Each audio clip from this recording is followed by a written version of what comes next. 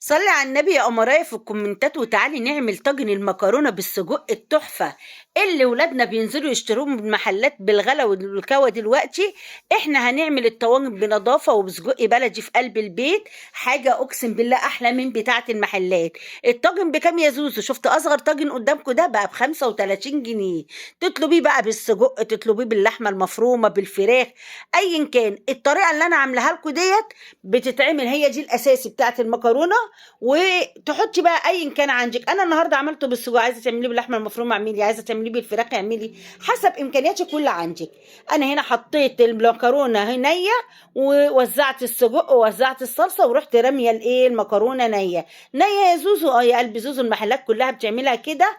هو ده فعلا طاجن المكرونه اللي على اصوله، اللي بنعمله في البيت بنظافه. وبلاش نخلي ولادنا يشتروا حاجه من بره احنا مش عارفين مصدرها ايه. تعالوا بقى اتفرجوا وخشوا على الفيديو كده معايا، واتفرجوا على القمر اللي انا عملته. بصوا جمال الطواجن يا جماعه، كانت بسم الله ما شاء الله. وغطيتها وحطيتها في الفرن. بس تعالوا بقى خشوا اتفرجوا على الطريقه ازاي زوزو هتعمل احلى 3 طواجن مكرونه بالسجق. يلا بينا نسمي الله ونصلي على الرسول ونخش على التحضير على طول. انا معايا هنا يا جماعه معلقتين سمنه بلدي، نزلت بيهم ايا كان السمنه اللي في متناول ايدك يا قلبي، وانزلي بيهم على الحله. طيب بعد ما هنزل بالسمنه يا جماعه كده اهو، انا مقطعه بتاع 4 بصلات حلوين كده، 4 يا زوزو. انا هاخد نصهم يا قلبي زوزو واخلي نصهم، وهقول لك انا عايزاهم ليه.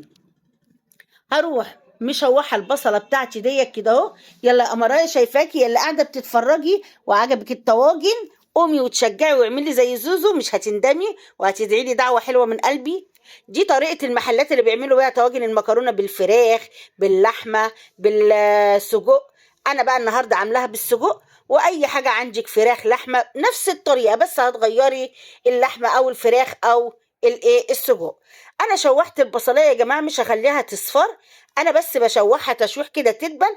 وبعد كده هروح نازله بمعلقه توم بفلفل اخضر عليها، وشم الريحه بقى وادعيلي. وقلبي والروايح تفحفح تجيب لاخر الشارع عندي الجيران كلهم يشموا. بص القمر بقى. وهتفضلي تشوحي فيها كده اليمين وشمال اهو. بصوا لون البصل يا جماعه مغمقش مني، وانزلي ب3 معالق صلصه معلبات عليها اهو.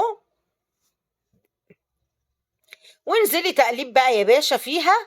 وبصوا اللون، انا رميت الصلصه الاول ليه؟ علشان تدعم لي الصلصه بتاعت المكرونه، تبقى لونها رائع يا جماعه زي اللي بنجيبها من المحلات اهو. وهروح نازله بقى هنا هو بمعلقه فلفل اسود، و7 بهارات، ربع معلقه، ومعلقه ونص معلقه كمون، ومعلقه كزبره. وبعد كده هنزل بمعلقتين ماجي، وقلبي كل دوت بقى يا باشا في قلب بعض كده اهو اهو. يلا يا قمرايه، لايك وشير، ولو عجبك المحتوى تبخليش عليا بالاشتراك عشان يجيلك كل جديد. وانزلي بالطماطم بتاعتك. انا كنت عامله مثلا شفشه الا ربع طماطم يا جماعه. طماطم لازم تبقى بزياده عشان هي دي اللي هتسوي المكرونه، عشان زي ما شفتوا في اول الفيديو انا حطيت المكرونه نيه. وانزلي هنا بمعلقه السكر عشان تعدل الحموضه.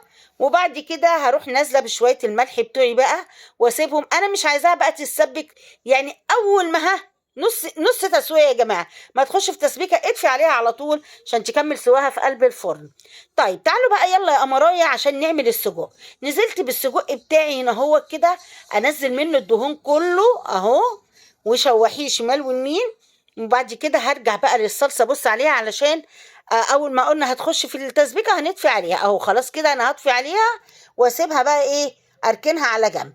طيب تعالوا بقى يا قمرايه انت وهي نرجع للسجق بتاعنا تاني. بعد ما شوحته حبيبه قلبي قطعته قطع صغيره كده اهو. وبعد كده هروح نازله عليه بقيه البصله اللي انا قلت لك في اول الفيديو. انا كنت مقطعه بصل كتير، انزلي عليها بقى بيها كده اهو مكعبات، بتبقى خطيره يا جماعه. ومعلقه توم برده بفلفل اخضر. وانزلي وشمي بقى الروايح والفحفحه، جيرانك بصي يتجننوا على ريحه اكلك وانت بتعمليه، حاجه كده بسم الله ما شاء الله قمر. وانزلي بفلفل الوان وطماطميه يا باشا، ارميها عليه فلفل اصفر واخضر واحمر وطماطميه صغيره، وانزلي عليها كده وارميها اهو. وبعد ما تفضلي تشويح كده لحد ما البصلايه تدبل والخضار ده يدبل. ابتدي بهاري يا قلب زوزو البهارات بتاعتك على السجق.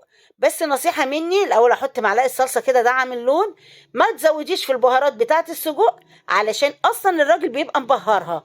هنقلل كده من كل حاجة كده ربع معلقة. والملح برضو تقلليه علشان الايه اهو ربع معلقة فلفل اسود، واحط ربع معلقة كمون، ربع معلقة كزبرة ناشفة، ربع معلقة 7 بهارات. وتحطي كمان حبة ملح صغيرين لأن هو برضو بيبقى متملح اهو. وتقلبي كل ده بقى يا باشا في قلب بعضه كده اهو. البهارات بتاعتنا حط حبة ملح صغيرة اهو. وتروحي مقلبة بقى كله في قلب بعضه كده اهو، وخلاص كله استوى هنا. بعد كده هتعملي ايه يا زوزو؟ هروح بقى نازله يا قلب زوزو جايبه الطواجن بتاعتي زي ما شفتوا كده في اول الفيديو، واروح نازله في قاع الطواجن بالسجق، وبعدين معلقتين صلصه، وبعدين نرمي المكرونه نيه في قلب الصلصه واروح احطها. وهنا كانت احلى طواجن طلعت من الفرن. بسم الله ما شاء الله، كانت قمر يا جماعه، كانت فعلا تحفه. كان فعلا تحفه تحفه تحفه. كانت حاجه قمر كده، اللهم صل على النبي اهو. بصوا الجمال، الجمال عدى الخيال. يلا بقى يا زوزو هاتي الطبق بتاعك ونفضي الطاجن كده، يا رب بس ايه ما يكسفني ويطلع حلو كده وسليم. كانت الطواجن خطيره يا جماعه وطعمها خطير. دي زي اللي بنجيبها من بره ولا مش زي ده؟ احلى كمان حاجه بنضيفها احنا عاملينها لاولادنا بايدينا، وحاجه ضامنينها اهو. انا عن نفسي واحده من الناس قسما بالله ولادي ما بيجيبوا الطاجن ده من بره استحاله احطه في بقي.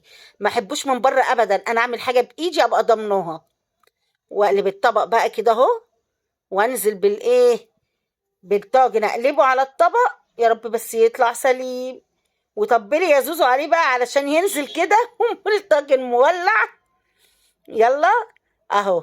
هروح بقى رافعه الطاجن كده اهو، اتفرجوا على الجمال اللي انا صبرت عليه. بسم الله ما شاء الله، قمر قمر قمر، والطعم حكايه يا جماعه.